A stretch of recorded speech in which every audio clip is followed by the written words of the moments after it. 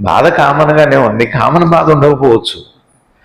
అయితే కామన్ బాధ లేదు, కానీ సంస్కృతంలో కామన అనే బాధ ఒకటి ఉంది. కామన అంటే కోరిక, అదే బాధ. అడిదిప్పిడి తిప్పి కామన బాధ లేదు, కామనే బాధగా. ఇక్కడ భగవాన్ అవతారంలో సరే సాధన చేసి, ధ్యానం చేసి, యోగం చేసి, సరే పండితులు, వాళ్ళకి ఆత్మ అంటే తెలుసు, చిత్తం అంటే తెలుసు, అంతకన్నా తెలుసు, వాటి అర్థాలు తెలుసు, వాటి ప్రయోజనం అన్నీ వాళ్ళందరికీ తెలుసు. పండితులు వాళ్ళు తెలుసుకున్నారు, వాళ్ళు వదిలిపెట్టండి.